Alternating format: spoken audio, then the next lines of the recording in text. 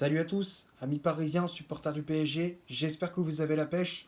Moi pour ma part, je vais très très bien, je suis très content de vous retrouver pour un nouveau débrief. Je sais, ça fait un petit moment que j'ai pas fait de vidéo, tout simplement parce que c'était la reprise la semaine dernière, j'ai repris le boulot, j'étais fatigué, j'étais pas en grande forme, hein. Je t'avoue, j'étais pas dans une forme olympique.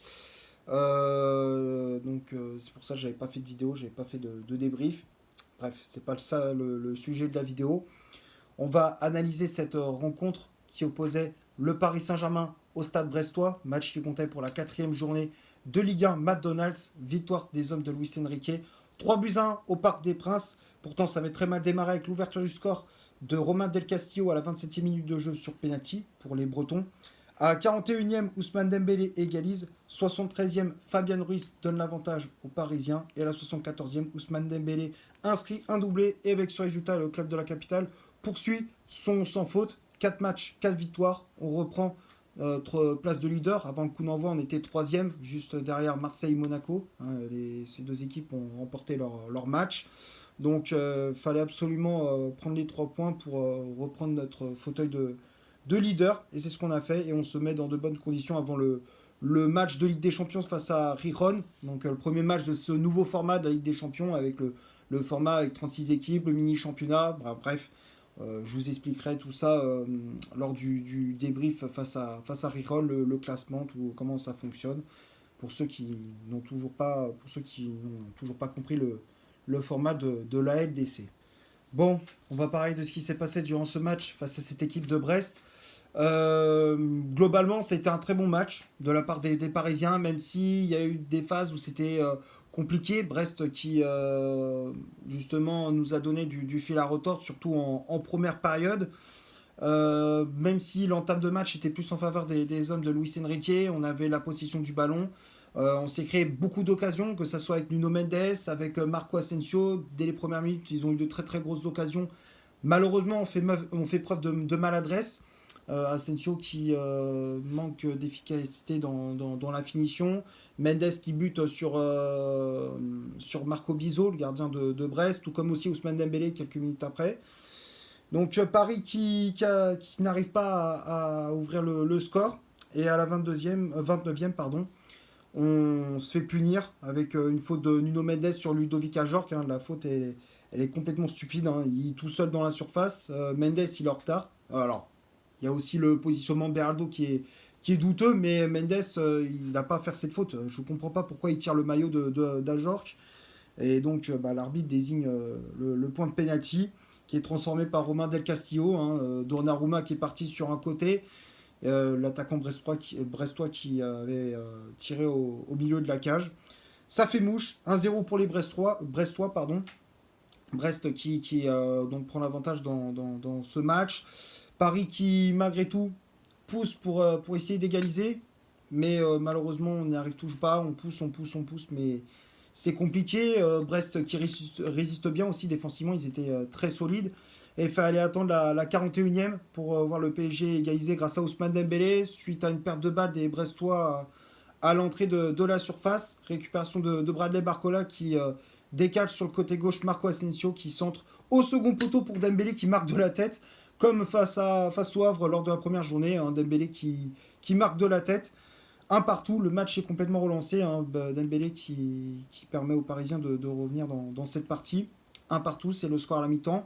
Deuxième période, voilà, Paris qui pousse pour essayer de mettre ce deuxième but. Brest qui résiste toujours.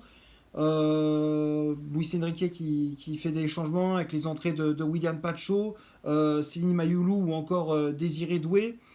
Et ça apporte ses fruits, hein, justement, ça apporte de la fraîcheur. Et à force de faire des changements et de voir le PSG pousser, on est récompensé de nos efforts avec le bijou, les gars. Le bijou de Fabien Ruiz, 73e minute. Ce but, il est fabuleux. Fabuleux. C'est tout part d'une récupération de balle, je crois, de Beraldo. C'est récupéré avec. Il décale à droite Dembélé qui fait un 1-2 avec Achraf Hakimi.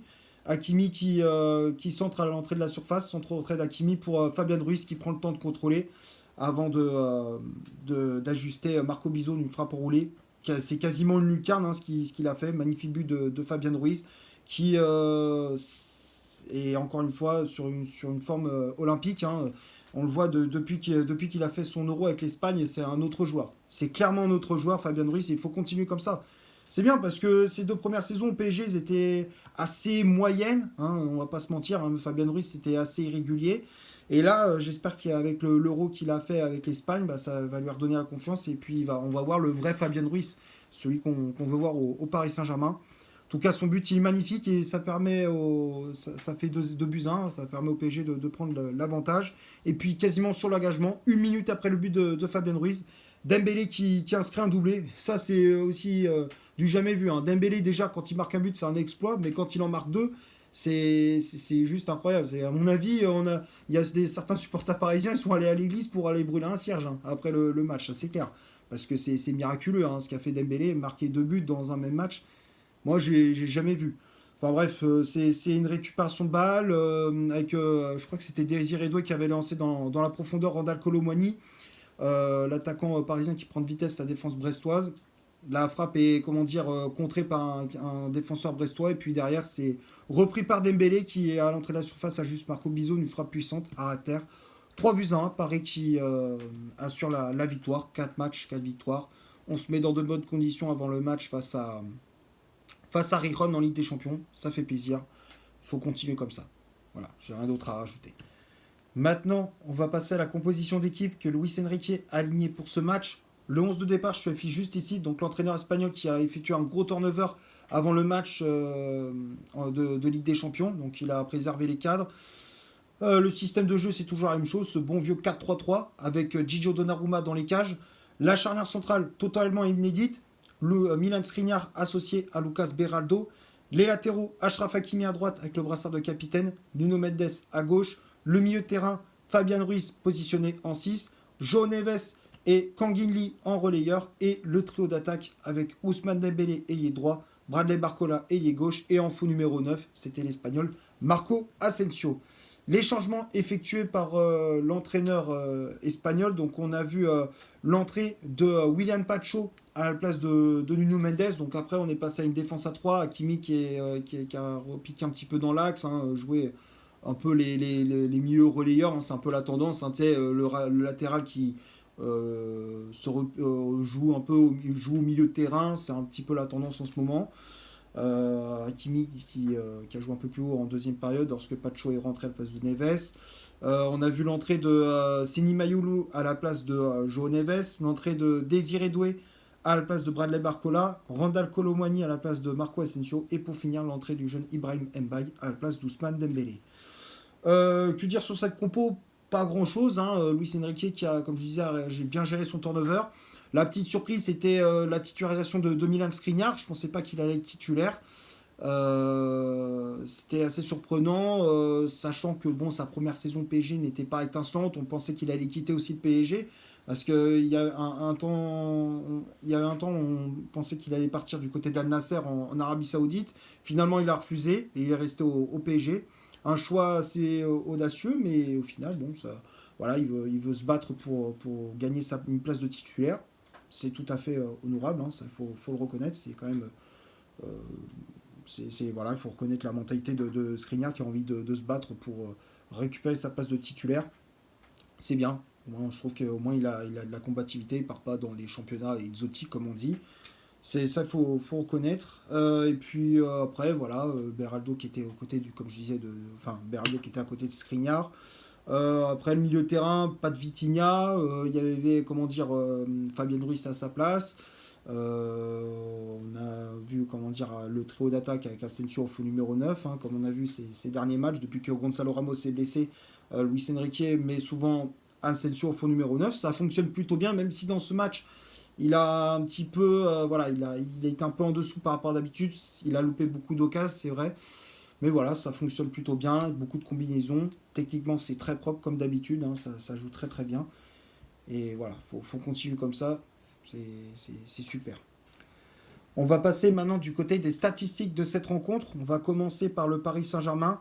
Les Parisiens ont eu 67% de possession balle, 9 corners, 16 tirs au total, dont 9 tirs cadrés, 3 hors-jeux de signalés. Et du côté des Brestois, 33% de possession de balle, un corner, 3 tirs au total, donc 3 tirs cadrés, un hors-jeu de signaler. Donc quand on regarde les stats, la possession balle, bon, comme d'habitude, elle est pour le PSG. En termes d'occasion aussi, on était nettement dessus par rapport aux Brestois, même si les Brestois pardon, ont eu des occasions, même s'ils n'ont pas eu beaucoup d'occasions, mais peu d'occasions qu'ils avaient, bah, ils étaient quand même dangereux devant les cages de Donnarumma. Oui, Brest qui a proposé du jeu, même si voilà, ils ont subi, ils ont craqué, surtout dans le dernier quart d'heure. Mais voilà, Brest qui a fait, comment dire, qui a quand même résisté face au Paris Saint-Germain, qui a tenu tête. Hein. Ils ne sont pas venus en mode je viens pour récupérer un point, mettre le bus, défendre à 11 derrière. Non, ils ont proposé du jeu. C'est bien de voir des équipes proposer ce genre de choses face au PSG. Donc voilà, ça fait plaisir, même s'ils ont perdu. C'est quand même plaisant à regarder. On va finir la vidéo sur les tops et les flops de ce match. Comme d'habitude, je les affiche juste ici. Hein, donc les tops et les flops. Il n'y a pas beaucoup de flops. Mais voilà, donc du côté des tops, Donnarumma, bon, il a fait un match assez correct, hein, pas grand chose à rajouter. Les arrêts propres, les relances au pied, c'était assez correct. Bon match de la part de Gigio Donnarumma, donc voilà, je le mets dans les tops. Ensuite, chez les défenseurs, ceux que j'ai mis dans les tops sont Milan Skriniar et Achraf Hakimi. Skriniar qui a été plutôt bon dans ses interventions, même si l'entame de match était un petit peu compliqué, on sentait qu'il était un petit peu, était souvent pris de vitesse, peu en difficulté par moment, mais après au fur et à mesure de la rencontre, il est montré en puissance. Il a fait de bonnes interventions, surtout quand on est passé à 3 derrière, c'était beaucoup plus facile pour lui. Il avait plus de repères. Skriniar qui a été sérieux, qui a fait de bonnes interventions, de bonnes relances. Rien à rajouter pour le match du défenseur slovaque, donc c'est pour ça que je le mets dans les tops. Tout comme Achraf Hakimi qui a été très très bon. Hakimi qui a fait de bonnes interventions. Défensivement, il était très solide. Offensivement, il a été bon aussi. Il a été passeur d'essai sur le but de Fabien Ruiz. Il a vraiment animé son couloir droit et on connaît sa relation avec Ousmane Dembélé. Les deux, ils se retrouvent les yeux fermés. C'est juste incroyable. Hakimi, je le mets dans les tops. Après, les autres défenseurs, Beraldo et Mendes, les deux, je les ai mis dans les flops. Beraldo qui était en dessous par rapport à d'habitude, souvent pris de vitesse, il s'est fait bouger dans les duels, il a perdu beaucoup de duels, manque d'agressivité par moment, un peu en dessous Beraldo, je m'attendais à mieux de sa part. C'est pour ça que je l'ai mis dans les flops. Mendes, pareil, même si l'entame de match était plutôt bonne. Mais voilà, il fait quand même faute sur Ludovic Ajorc, ce qui fait tâche sur ses points noirs, on va dire, de sa prestation. Le penalty la faute sur Ludovic Ajorc qui amène derrière le but de Del Castillo. Après, voilà, deuxième période, bon, il n'a pas été mauvais, mais voilà, il y a mieux, quoi. On peut mieux faire quand même. Dembélé, Nuno Mendes, pardon. Donc c'est pour ça que je le mets dans les flops également. Le milieu de terrain, voilà, pas grand chose à rajouter. Kangin qui a été très très bon, qui a apporté du mouvement, de la vitesse, a joué en touche de balle. Il a été très très bon, Kangin dans l'entrejeu. Pas grand chose à rajouter, je le mets dans les tops. Fabien Ruiz aussi, très très bon. Fabien Ruiz qui a récupéré des ballons, qui s'est projeté vers l'avant, qui a marqué un magnifique but aussi en fin de match. Très bon match du milieu espagnol. Pour moi, c'est l'un des meilleurs joueurs parisien sur la pelouse. C'est pas le meilleur, mais il fait partie des meilleurs, ça c'est clair. Également João Neves, qui a été très très bon également dans l'entrejeu. Et puis le trio d'attaque, j'ai mis comment dire Asensio dans les tops, hein, qui a été très très bon aussi. Enfin, qui a été très bon. Il a fait une bonne prestation, mais c'est vrai que c'est juste dans la finition où voilà, c'est juste la finition qui me gêne un petit peu. Il n'a pas été mauvais, tu vois. Mais je m'attendais à mieux, tu vois. On a vu un meilleur Marco Asensio, tu vois. On a vu des meilleurs matchs de sa part. Donc c'est pour ça, je le mets dans les tops, mais sans plus. J'ai mis Ousmane Dembélé, bien évidemment, dans les tops. Un très gros match de Dembélé. Auteur d'un doublé, il a porté de la vitesse, de la percussion. Enfin, de l'efficacité dans la finition. Depuis le temps qu'on voulait voir Dembélé efficace dans la finition. On l'a vu avec ce doublé face à Brest. Enfin, un match abouti de la part de Dembélé au Paris Saint-Germain, surtout devant le but. Donc Dembélé, je le mets dans les tops. Barcola, je l'ai mis dans les flops par contre. Barcola, c'est un peu le point noir du côté de l'attaque parisienne. Barcola qui est un peu en dessous par rapport à l'habitude. Depuis le début de saison, il régale sur son côté gauche. Voilà, il fait beaucoup de différences, il marque, il est décisif. Là, il est un peu en dessous. C'est un petit peu dommage. Bon, après, voilà, je pense qu'il y a peut-être aussi la fatigue avec l'enchaînement des matchs avec l'équipe de France, avec la trêve internationale, tout ça. Donc, je pense qu'il y a ça aussi. Mais voilà, Barcola un peu en dessous. C'est, on va dire, le seul bémol, on va dire, de l'attaque du PSG dans ce match. Et puis les remplaçants, Pacho, Mayoulou, tout ça, Désiré Doué, tout le monde a été bon. Tout le monde a fait une très bonne entrée. Et tout le monde s'est investi. C'est le principal. Tout le monde s'est investi. Les remplaçants, ils ont fait une très très bonne entrée en jeu. Voilà, je pense avoir fait le tour pour ce PSG Brest. J'espère que le débrief vous aura plu. Si c'est le cas, vous laissez un énorme like, tu t'abonnes, tu n'hésites pas à dire dans les commentaires ce que tu as pensé du match et de mon débrief. Partage la vidéo sur tes réseaux sociaux, en Facebook, Instagram, comme d'habitude, tu connais la chanson. N'hésite pas à faire un tour sur mon compte Instagram. Comme d'habitude, je t'affiche juste ici. Et d'ici là, portez-vous bien. On se retrouve pour un prochain débrief. Ciao.